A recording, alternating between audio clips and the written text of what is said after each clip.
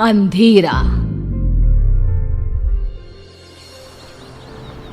कृपया ध्यान दें। दिल्ली के द्वारका सेक्टर 26 में एक पुराना मकान खाली पड़ा था। आसपास के लोगों का कहना था कि 5 साल पहले मकान में रहने वाला खुराना परिवार रातों रात अचानक गायब हो गया और फिर कभी कोई उस घर में रहने नहीं आया। लेकिन आज सुबह से ही वहां चहल पहल थी। किसी मिश्रा परिवार ने घर खरीद लिया था और मिश्रा जी का बेटा अतुल और उसकी नई नवेली पत्नी कविता वहां रहने आने वाले थे। सुबह के वक्त अतुल और कविता घर में पहुंचते हैं। अतुल, घर की साफ सफाई तो बहुत अच्छी से हो गई है। हाँ, देखकर लगता नहीं कि 5 साल से बंद पड़ा है। हाँ, लेकिन इतने दिन से कोई इसे संभालने क्यों नहीं आया? अरे कविता, इस मकान के मालिक का कोई अता पता नहीं, कहाँ चले गए कोई नहीं जानता। तो फिर आपने घर को किससे खरीदा? मकान मालिक के कोई दूर के रिश्तेदार हैं, बहुत कम पैसों में बेच रहे थे तो मैंने खरीद लिया। जानती हो ना, दिल्ली में जमीनों के भाव कितने हो गए हैं। हाँ, लेकिन कोई गड़बड़ तो नहीं है ना? नहीं बाबा, ऐसा कुछ नहीं है। अतुल बाथरूम में नहाने जाता है और कविता किचन में। तभी उसके हाथ से स्पून गिर जाती है। जैसे ही कविता स्पून उठाने के लिए नीचे झुकती है, उसे किचन की शेल्फ के नीचे किसी की आंखें नजर आती है। कविता चीख कर बाहर की तरफ भाग आती है। अरे कविता, कविता क्या हुआ? अरे तुम ऐसे चिल्ला क्यों रही थी? क्या हुआ? वहाँ अलमारी के नीचे कोई है।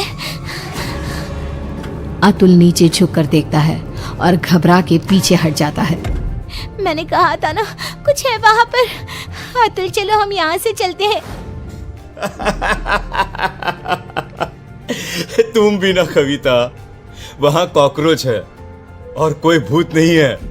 एंड आई नो तुम्हें कॉकरोच से कितना डर लगता है। अतुल, मैं सच कह रही हूँ, वहाँ कॉकरोच नहीं बल्कि कुछ और था। किसी की आंखें। मुझे डर लग रहा है, मैं यहाँ नहीं रह सकती। अतुल कविता की बात नहीं सुनता और रात होने की वजह से कविता को सोने के लिए कहता है। डर की वजह से कविता को नींद नहीं आ रही थी। तभी उसकी नजर कमरे की छत पर लगे फैन के पास एक मकड़ी पे जाती है। वो मकड़ी को देखने लगी। देखते ही देखते कविता को एहसास होता है कि मकड़ी का आकार बढ़ता जा रहा है। कविता घबरा कर चीखने की कोशिश करती है, पर तभी वो देखती है कि मकड़ी एक डरावनी शक्ल में बदल गई। अतुल, उठो, वो देखो। क्या हुआ कविता? तुम ठीक तो हो ना? क्या हुआ? वो देखो अतुल, वो कौन है? एक छोटी सी मकड़ी, और कौन? इस घर में कुछ अजीब है अतुल, हमें यहाँ नहीं रहना चाहिए। ऐसा कुछ नहीं है, बेकार में डर रही हो तुम। अगली सुबह ब्रेकफास्ट के टाइम पर। कविता, आज मैं ब्रेकफास्ट नहीं कर पाऊंगा, मुझे बहुत देर हो गई है। प्लीज अतुल, कुछ तो खा लो। देखो, मैंने नाश्ता टेबल पर लगा दिया है। प्लीज कविता, तुम फ्रिज में रख दो, मैं निकाल कर खा लूंगा शाम को, ठीक है? Okay, bye.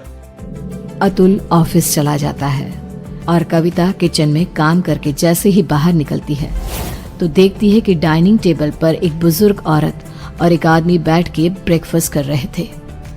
कविता ये देखकर खौफ से भर जाती है। कौन है आप लोग और यहाँ क्या कर रहे हैं? अतुल, बचाओ। क्यों डर रही हो बेटा?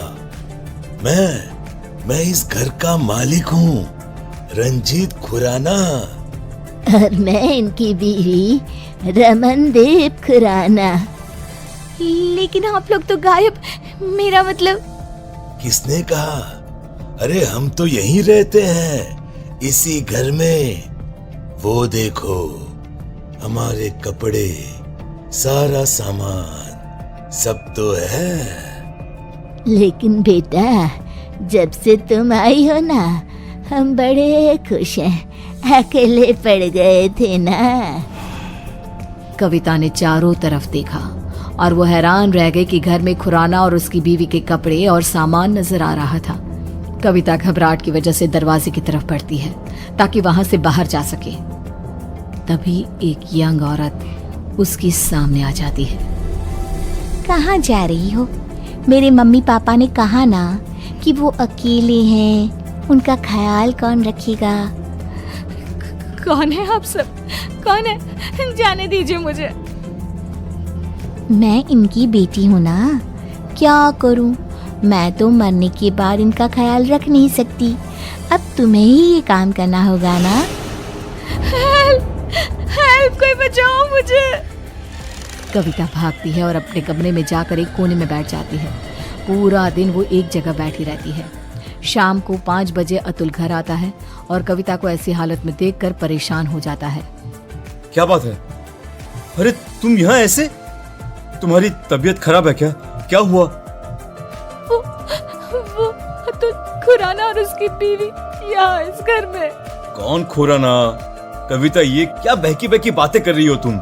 इस घर के मालिक अतुल वो यही है, इसी घर में। मैंने उन्हें देखा है और उनकी बेटी भी। तभी कविता ने देखा कि बुजुर्ग औरत, आदमी और उनकी बेटी कविता के ठीक सामने आकर खड़े हो गए। वो देखो अतुल, वो सब यहाँ है, तुम देख रहे हो ना? ओ ये, अरे ये तो मेरे मॉम डैड हैं। इनसे डरने की क्या जरूरत है? चलो अब उठो, डिनर बनाओ सबके लिए। और सुनो, मम्मी पापा को इंसानों का मांस बहुत पसंद है, तो वही पकाना। क्या कहा तुमने? तुम्हारे मम्मी पापा? लेकिन तुम अतुल मिश्रा मेरे पति हो, और ये खुराना, और ये क्या मजाक है? इंसानों का मांस? कौन हो तुम? ओह अच्छा, तुम्हारा पति, तुम उसकी वजह से परेशान हो। रुको। अतुल पीछे पलट कर देखता है और फिर जैसे ही वो कविता की तरफ पलटता है, कविता ने देखा कि उसका चेहरा पूरी तरह से बदल गया था और अब वो किसी भेड़िए की तरह नजर आ रहा था। कौन हो तुम? मेरे पति कहाँ है? क्या किया तुमने उसके साथ? अतुल ने रूम की छत की तरफ इशारा किया। कविता ने देखा कि अतुल का शरीर रूम की छत पे चिपका था। वो मर चुका था। अतुल, अतुल कोई बचाओ। अब कुछ नहीं हो सकता। जानती हो, ऐसे ही उस रात हम सबको मार के छत पे लटका दिया गया था। क्या गलती थी हमारी और मेरे परिवार की? यही इसी फैन के पीछे हमारी डेड बॉडी छुपा दी गई, फॉल सीलिंग करवा के, ताकि किसी को पता ना चले। हम सब यहाँ कैद हैं। लेकिन तुमने मेरे पति को क्यों मारा? उससे तो मरना ही था, क्योंकि उसके बाप ने, जो कि एक कॉन्ट्रैक्टर है, इस घर को हड़पने के लिए ये सारा खेल रचाया था। उसकी सजा तो मिलनी ही थी। मुझे जाने दो। मैंने तुम्हारा क्या बिगाड़ा? नहीं, अब तुम हमेशा के लिए यहाँ कैद हो।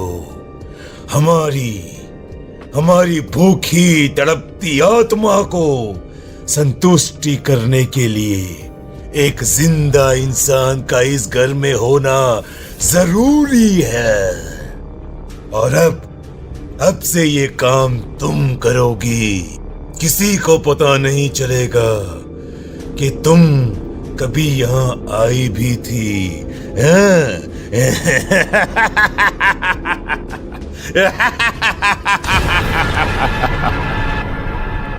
उसके बाद सेक्टर 26 में एक खबर और फैल गई कि खुराना के मकान में रहने आए अतुल और कविता भी अचानक से गायब हो गए।